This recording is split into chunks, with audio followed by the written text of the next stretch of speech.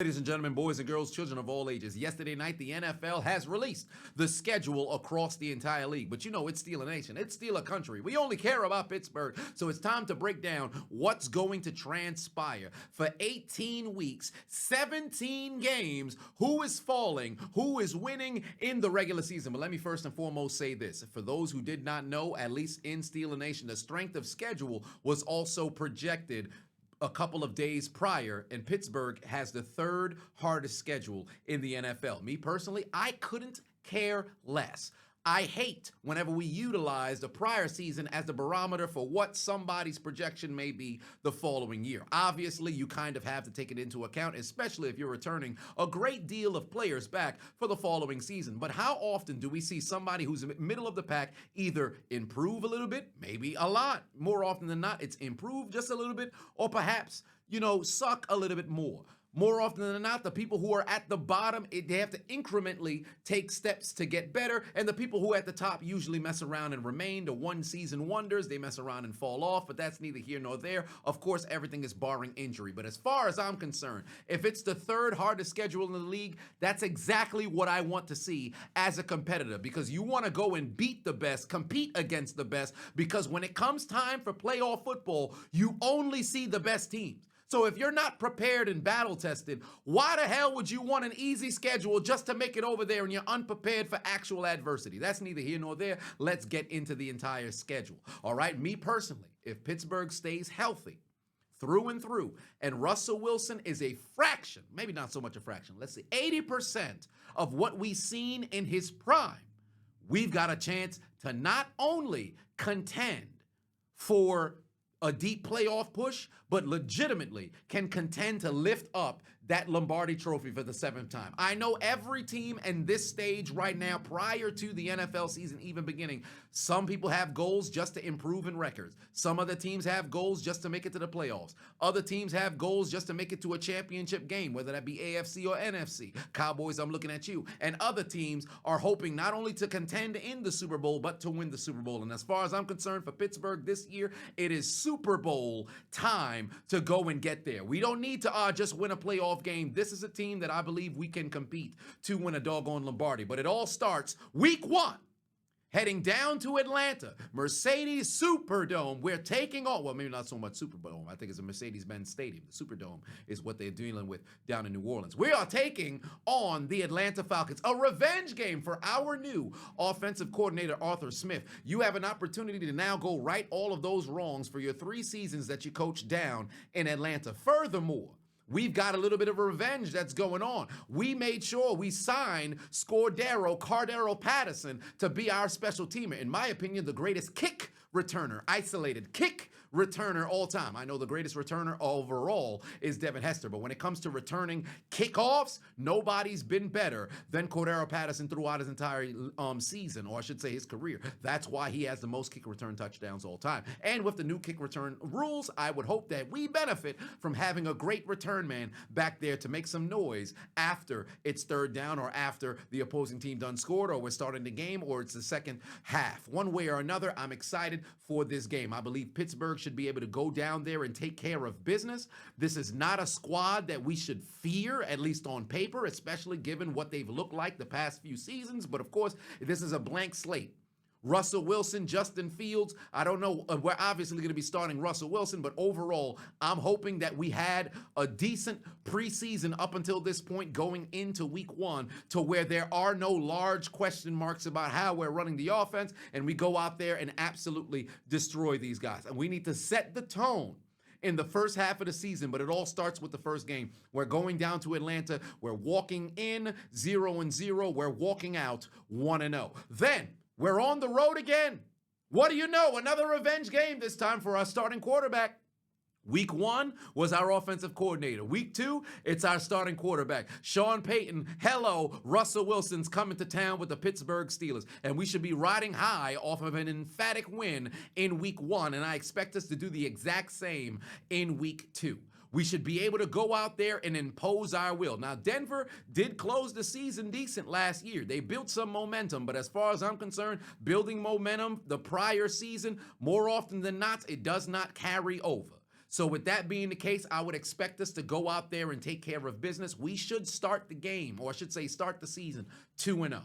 And defensively, we should be able to take advantage of both these teams' offensive line, being the Atlanta Falcons and the Denver Broncos. We should be able to get ourselves a victory. Now, I don't think it's fixing to be a blowout, but I do think we should end up going on the road consecutive weeks to start out the season and we get a W. Then it is our home opener.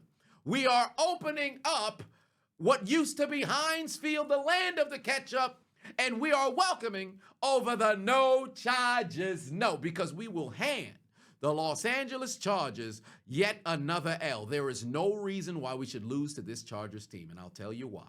They have absolutely no weapons that are remaining for Justin Herbert. If we mess around and fall victim, and I know there's seldom do you have trap games so early in the season, but this is essentially a trap game for us. We're opening up the doors for our home season opener. We should not lose this game, but we are notorious, at least under Mike Tomlin, to mess around and take some L's against teams that we should beat. All right, I'm going to predict that we're going to get the W, but I am concerned. All right, we're taking on the Los Angeles Chargers. They should have virtually no run game unless somebody were to mess around and, show their head. I don't know all the other players that was drafted by other teams. I only focus on the Pittsburgh Steelers. But as far as I'm concerned, knowing the history of this squad, how wishy-washy they just so happen to be, they may be riding high off of having Jim Harbaugh now as their coach, but I don't think they got the pieces to take care of business against us. We should be able to beat the Los Angeles Chargers and start out this season 3-0. But I know the Pittsburgh Steelers, and I know them well, especially under Mike Tomlin. I'm expecting to have my heart broken at one point during these first 3 weeks. But then week 4, we are heading on the road again. That's right, 3 road games to start out the first month of the season. We're going to Indianapolis to take on the Colts. Now, this one's an interesting one, all right, because I believe it should be AR5 who's going to be the starting quarterback that's over there for this particular tenure, as long as you don't mess around and have any kind of injuries or anything. I'm a little concerned about this game. I ain't going to lie to you. We should be able to get this game on the road. In my opinion, we should mess around and win.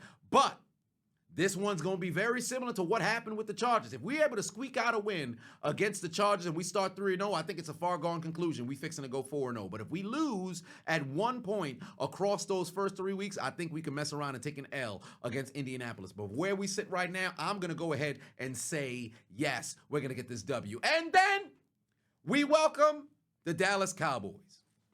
This right here, as far as I'm concerned, is another opportunity to have an in-season Super Bowl. I know we don't consider regular season matches as big as other teams may mess around and consider them, but this right here, it's personal. We have a long, storied rivalry with the Dallas Cowboys, and if I'm not mistaken, I haven't forgotten 2016 years ago, and I'm happy that they re-signed Zeke. I'm glad that Dak is still there because I want restitution for what transpired in Pittsburgh all those years ago. We must take care of business and take down the doggone Dallas Cowboys. Furthermore, Micah Parsons constantly disrespects TJ Watt when it comes to the best pass rushers in the league and overall best defensive players in the league. He constantly makes it seem as if TJ Watt isn't in the same conversation with not only himself, but also Myles Garrett, and then, of course, the now retired Aaron Donald. This is the game where we show not only Micah Parsons, we show the Dallas Cowboys and the entire world that not only the Pittsburgh Steelers are not to be met with, not only that TJ Watt is the best defensive player in the league, but we show the Dallas Cowboys that we still continue to own their ass. They may have got us in Super Bowl 30, but don't forget about Super Bowl 10 and Super Bowl 13. And as far as I'm concerned, when it comes to America's team, you only got that title because Chuck Noll done turned down bringing it over to the Pittsburgh Steelers. So I should say, was it Art Rooney? One way or another, we should have been America's team, but we said, we'll give it to little brother, and that's you. We better go and take care of business. I don't care about prediction. This one in particular is personal. We must win this game. Now, granted, at this point, the prediction is Pittsburgh's fixing to be 5-0.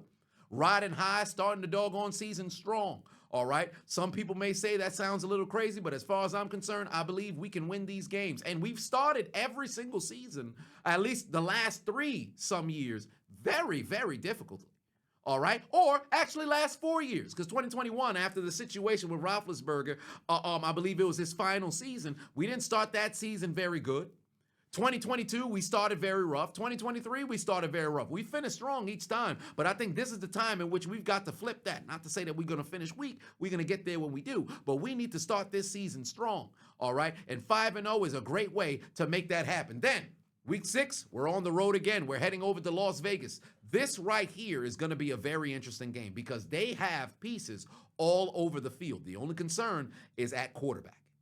If we can get to their quarterback, whether it be O'Connell, whether it be somebody else who just so happen to be back there, if we can get to the quarterback left and right, I think we're good. And last but not least, over the course of the past couple of years, whenever we see Las Vegas, it's always down to the wire, and then ultimately we end up pulling out the W. I would hope that same season tradition continues. So I'm going to go ahead and say Pittsburgh's going to mess around and get the W right here. But this is where the season gets difficult because from this point on, it's one of those days to where, or I should say one of those seasons where you got to strap up your chin strap twice.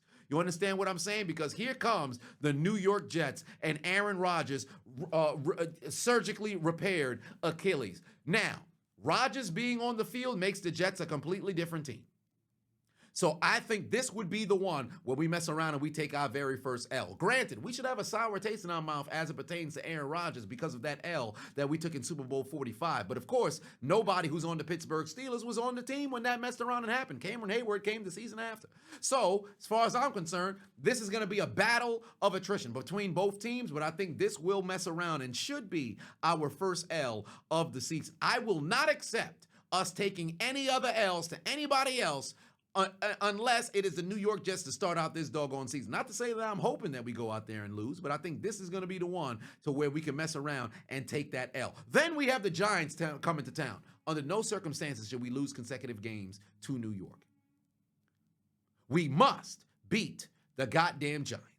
You understand what I'm saying? There's no reason why we should lose this damn game, especially after they just unveiled those ugly-ass jerseys that they fixing to wear at home. If they step into our stadium looking as awful as they definitely do, wearing them goofy-ass shit and hand us an L, we're going to have a problem. As far as I'm concerned, we get ourselves this W right here, and we would start out the season right before our bye week, 1, 2, 3, 4, 5, 6, 7, and 1.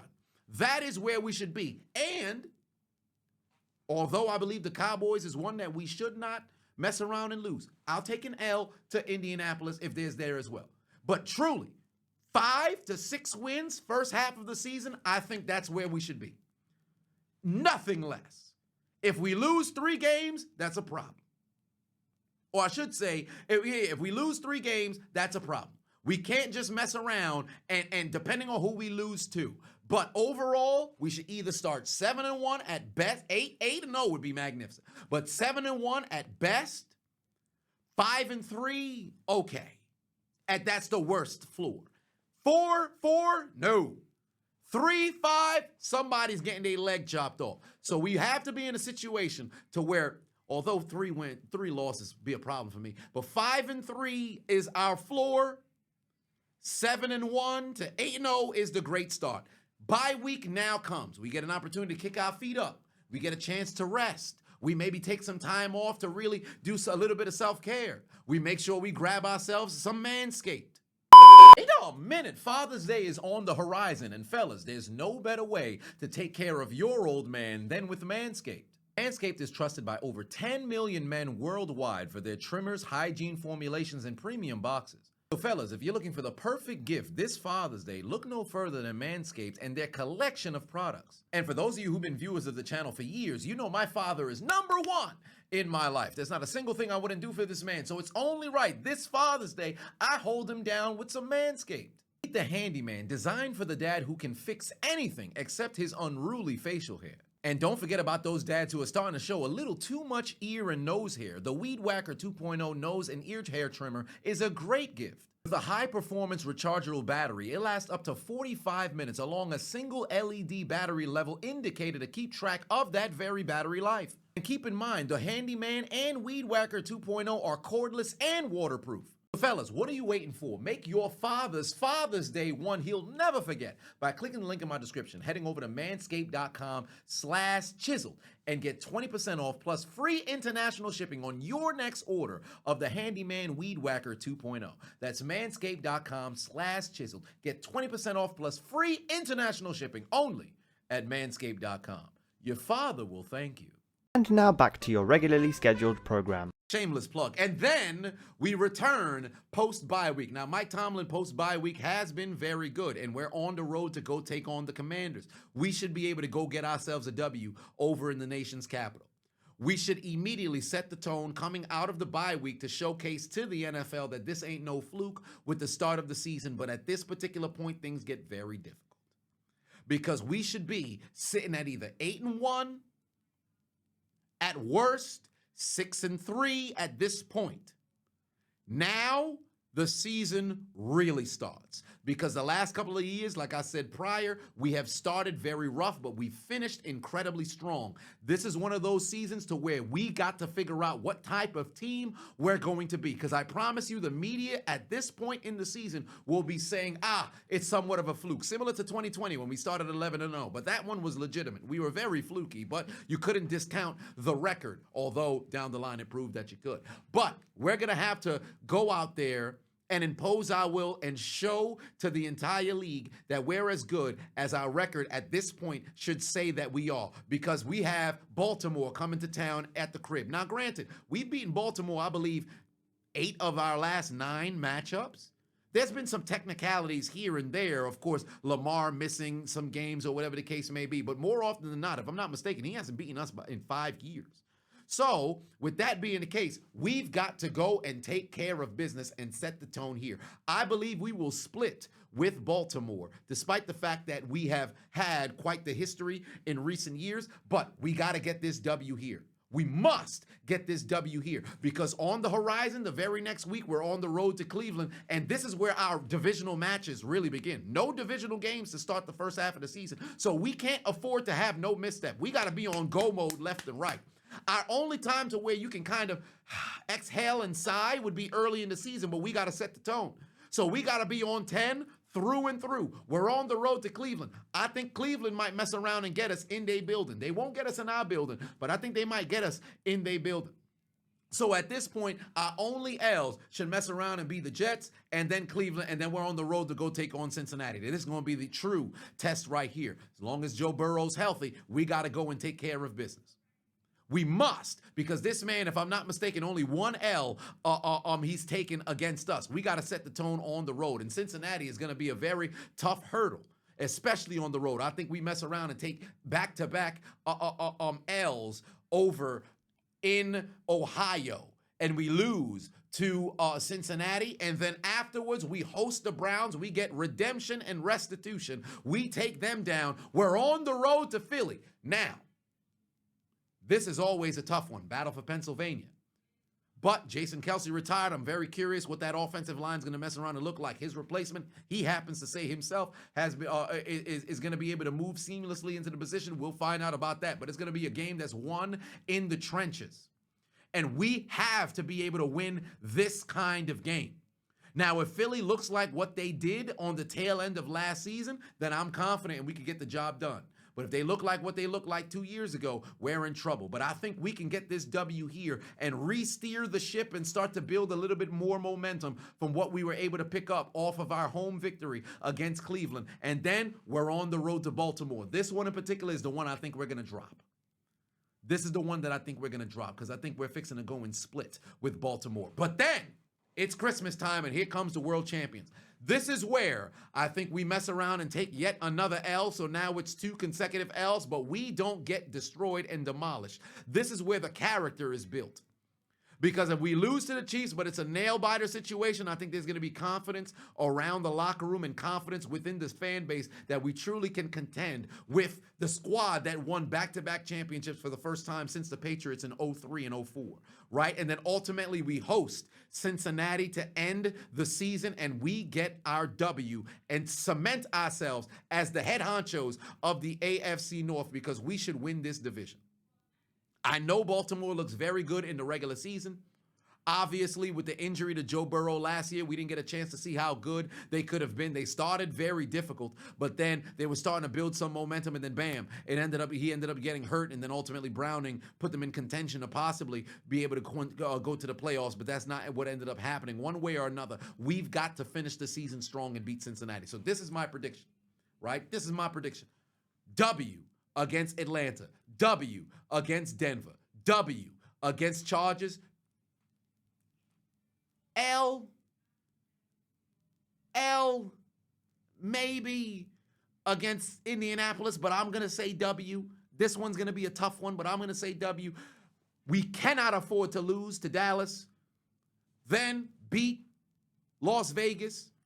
L to the Jets. W against the Giants. We're either 7-1, 6-2, at worst 5-3. Straight out the bye week, we take on the Commanders, we get them. Then we host Baltimore, we get them. We go on the road, back-to-back weeks, back-to-back L's in Ohio. At this point, we're 1-2 in the division. We get our restitution, we take down Cleveland, that now puts us at 2-2 in the division. We on the road to Philadelphia. This one right here is going to have to set the tone. We get that W over there. On the road to Baltimore, we take that L. We host Kansas City. We lose in a nail-biter in a close one, and then we host Cincinnati for the rights to the division, because I think it's going to be between Cincinnati, Baltimore, and Pittsburgh. And Cleveland will be all right this year as well, similar to what they were last year, but we'll see. We'll find out. But that's what my prediction ultimately is. I will only accept at maximum 5 L's. At maximum 5 L's. And those teams that will be accepted will be Baltimore, Kansas City, Baltimore, Kansas City, the one against Cleveland, Cincinnati, and the New York Jets. We cannot lose more than 5 games. At worst, if we lose 6 and you mess around and somebody else doesn't get us, 11-6, all right. But we must win at least 11 games. This is the season to go ahead and do it. And moreover, make it to the postseason, we will be battle tested. It won't be a situation where we're kind of sneaking in like we have the last few years. This will have to be a situation to where we're indeed battle tested by the time we make it to the postseason, because this is the type of schedule that you want to have when it comes to contending for a Lombardi trophy. So that's my prediction. Some people could say it's a bit far-fetched. Of course, I'm a Pittsburgh Steelers fan. I'm going to cheer on my guys. But ultimately, 11-6 is the floor. I will not accept anything lower than that. The ceiling? 13-4? But we should range between 11-6, 13-4, barring injury. Injuries happen, well, you could throw the whole chessboard in the air. But as far as I'm concerned, 11-6, 13-4, possibly even 15-2. One way or another, or 14 and 3. But overall, let it be known in the comment section, Pittsburgh Steelers fans, what are your predictions? Rest of NFL fans, what do you think of the schedule, and where do you think Pittsburgh will fall? Of course, we'll have the people saying, it's going to be Mike Tomlin's first losing season. I don't really care too much about that. I want to make it to the postseason, win a couple of playoff games, and contend for the Lombardi Trophy. But let it be known what you guys think down below. I'm curious to seeing what your predictions of the 2024 Pittsburgh Steelers will be. And I will say this last message for Russell Wilson. This is your opportunity. Denver's paying you all that doggone money. We giving you just $1 million and some change, about damn near $2 million.